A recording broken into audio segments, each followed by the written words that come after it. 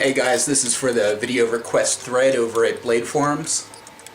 This one is going to be the thigh roll technique for natural cordage. Originally I had planned to go out, there's a nice silver maple a couple streets down that I've been pulling pieces off the roots and makes great cordage, but last night we got 10 inches of snow and it does not look like there is any reason to believe that will not continue. It actually calls for 20 to 24 inches over the next 12 hours total accumulation, so I'm not going to walk out and try to find some natural fibers. But I am going to try something new that I haven't tried before, and that's use this stuff. This is some homemade squirrel gut cordage, and let's see if I can get a better close-up of this. This is squirrel intestine that has been split open with surgical scissors and left to dry. You can see on the end I attempted to tie two pieces together, but that didn't work so well. This stuff's actually really delicate when it's green, when it's still wet before it dries out. But as it dries out, it becomes very strong. I mean, you can pull very hard. It's not wanting to come apart. So we're going to see, one, if this stuff can easily be rolled up, and I'll put this video up whether it works or not, just in case anyone else wants to try. If it doesn't work, it'll just be a sign that I need to improve on something. So, let's sit down here and aim the video camera down.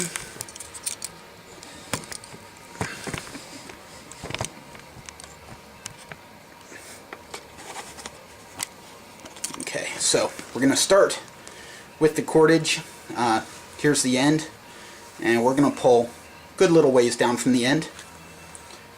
Start by holding it real tight, making just a couple small twists, and you're going to want to wet this. If you try to use the same material, it will not be your friend in trying to do this dry. About 3 twists on each side, then pinch it, continue rolling until that first little loop happens. Give it a little twist, separate the two sides, and now you've got the beginning of the twist. At this point, you're going to want to make sure the sides are separated, they don't get tangled. Roll them like this, and you'll see that twists up real nice. This is just a basic single ply twine, 2 strands twisted together, and you can go back and take several of these and double it up. But you can see this gives you very fast, easy cordage. It's not quite as strong as doing it one twist at a time, but that's only because doing it a single twist is going to give you the ability to make sure it wraps around itself the same number of times on both sides. Occasionally here you get 2 wraps on one side, just 1 on the other. So I'm going to roll this for a minute, and when we get to the end I'll cut a piece off and show you how to splice it. We'll do a twine splice first, and there's another splice I'll do second. I don't know what it's called. I'm sure somebody out there can correct me on that. Let me know either on the forums or on the YouTube video. And this is actually a little bit dry here. Give me a sec, I'm going to moisten that and be right back. It does not want to twist when it's dry. So dip that in the water. You want to use nice warm water for that. There we go. That's much better.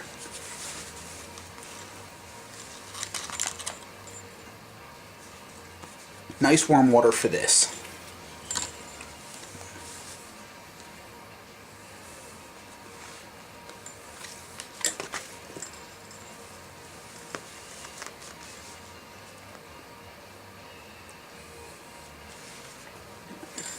Get that part's dry, we'll dip it in again.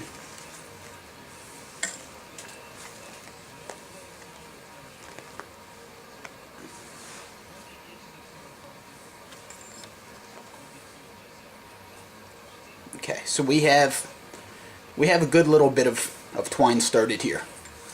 Now I'm going to cut, let's see, cut a foot or so off the end.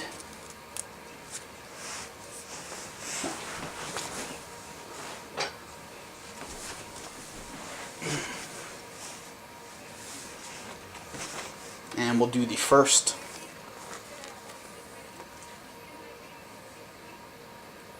splice, and actually you can see really well in the end. It's this stuff pulls out flat because in order to clean it, to make good cordage, you have to split it up the middle and wash it out, and it's actually starting to unravel here. So this was a good place to take it apart and splice in the next piece.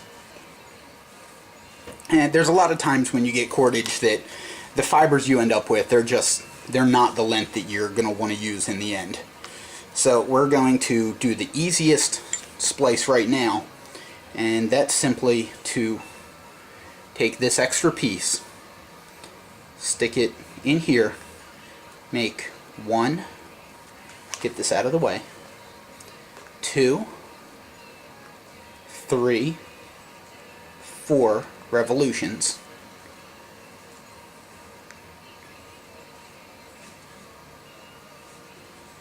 cut it off there. Now, I said this was the easiest slice, definitely not the best one, splice rather. So we're going to continue wrapping this, and the portion that the splice is actually on, you might not want to leg roll. You want to make sure this part is really exact. So every time I wrap it over, I twist it once. Wrap it over, twist it once. Wrap it over, twist it. Now that we're at the end of the splice, we can start rolling again. Lay the 2 pieces out on your leg just like before. Roll them up. And just like that. Now, this is a fairly strong splice for most of the things you would use this for, but lately I've been making a lot of snare type traps. So far I haven't been successful with most of them. I've got one twitch up design that has a little bit of a different trigger. I'll do a video on that when it's no longer snowing so bad.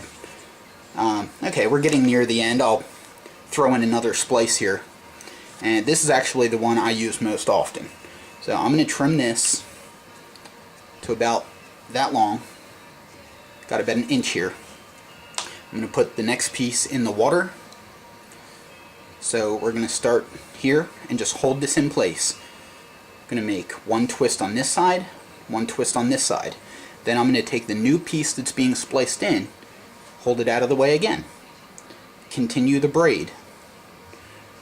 1 twist.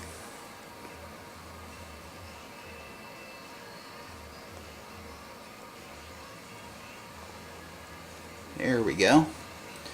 Pull it down out of the way again. So we're going to do this 3 times, and then we're going to change it up. 1, 1.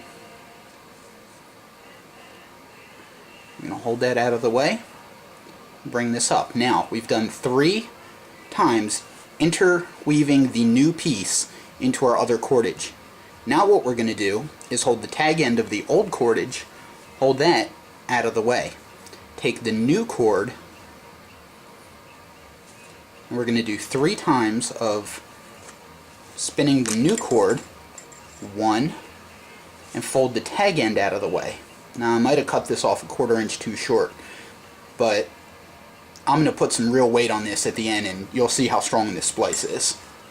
2, no, we only got 2 out of it, so I'll just keep rolling. And the great thing about this stuff, it actually shrinks as it dries, so it makes all these splices much tighter.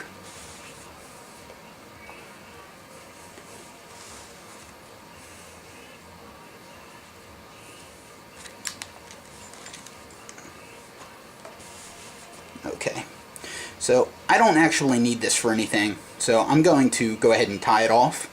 This is just for the video.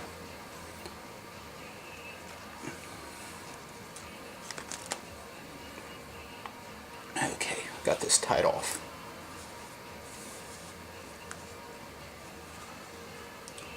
So now, let's see, get a little closer. Let's bring the video up. Alright, here is the working end.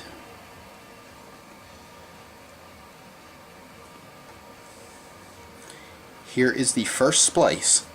Not sure how well you can see this, how it's going to come out on the video, but this is the one where I simply twined the tag end into the tag end of the new piece. Here's the second splice. This one is much stronger.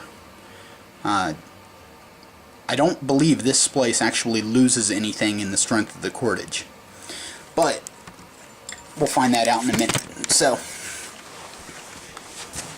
give me just a sec and I'll find something heavy to put on this. This should be able to hold around 70 pounds.